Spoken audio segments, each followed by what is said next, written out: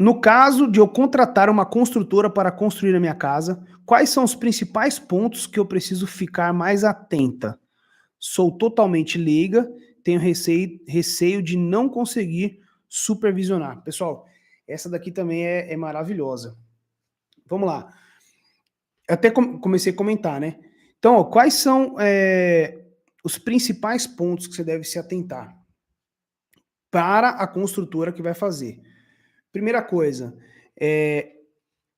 tipo de fundação. Então, se você contratou um projeto com um projetista, o tipo de fundação tem que ser radier, por exemplo, certo? Deixa eu ver aqui. Quais são os principais pontos que eu preciso ficar mais atento? Beleza. Outro detalhe, aqui a gente entra um pouco na parte técnica, não tem jeito. Primeira coisa, você precisa entender um pouco a sequência de montagem do EPS. Não tem jeito, senão você realmente não vai conseguir supervisionar. Quando a gente fala supervisionar para uma pessoa leiga, igual a Bianca, você vai chegar lá, não é que você vai tocar a sua obra, mas você precisa pelo menos entender qual a sequência de montagem do EPS, por exemplo. Vou dar um exemplo para vocês. Faz a fundação. Qual a segunda etapa? Eu vou fazer os arranques, certo? Então, tá vendo? Opa, mas o que é arranque? Eu tenho vídeos aí explicando o que é arranque. Então, assim, ó, tá fazendo o arranque. Beleza. O arranque, se você tiver informação com procedência, o arranque do EPS, geralmente ele é uma barra de ferro. Deixa eu ver se eu tenho aqui. Não tenho, mas beleza. Uma barra de ferro. Qual a bitola? O que é bitola? Então, a bitola de 8 milímetros, geralmente uma barra de ferro de 50 centímetros. Esses detalhes é que você vai ter que prestar atenção tecnicamente. Se eles estão colocando na distância correta, que é 50 centímetros, geralmente, um do outro. Por que eu falo geralmente, tá, pessoal? Igual eu falei, cada sistema, às vezes ele pode falar assim, não, o meu vai montar com 80, o meu vai montar com 40, então você vai precisar seguir isso daí. Mas, no geral, a gente faz com 50, com uma barra de 50 centímetros entre eles e uma barra de 50 de 8 milímetros.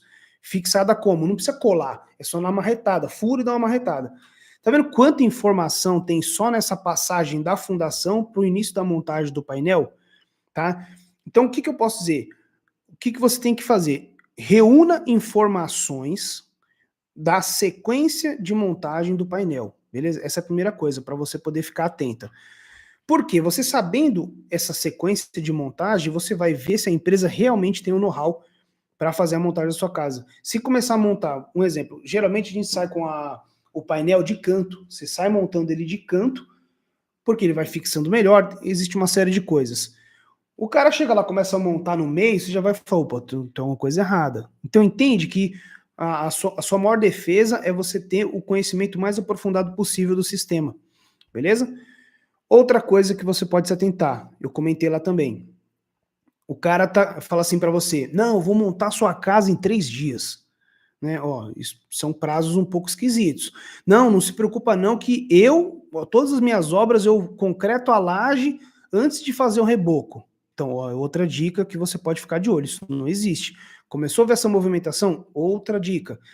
Fez as instalações elétricas e hidráulicas, tá falando que vai fazer depois do chapisco, também já vi isso, não é? Então ele vai fazer o quê? Lembra dos arranques que eu acabei de falar? Então ele vai posicionar o painel, com o painel posicionado, ele vai colocar as instalações hidráulicas dentro, certo? E as elétricas também, e depois ele vai chapiscar e depois ele vai rebocar. Então tá vendo que são várias etapas.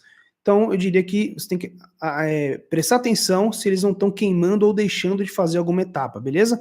E sempre visitar uma obra da construtora que você contratou. Tem que ir lá, dica de ouro, hein? Eu sou dono de construtora. Quando um cliente fala assim para mim, eu posso visitar a sua obra? Eu falo, claro, sem dúvida, eu gosto, eu quero que visite minha obra. Aí eu falo, quando que você quer? Você pode no final de semana? Eu quero amanhã. Pela manhã. Nossa, eu adoro. Eu falo, putz, esse sim. Porque você vai pegar a empresa, entre aspas, no contrapé. Então, uma terça-feira de manhã, você vai levar ele na obra, tem que estar uma equipe lá, tem que estar trabalhando, tem que ter barulho na obra.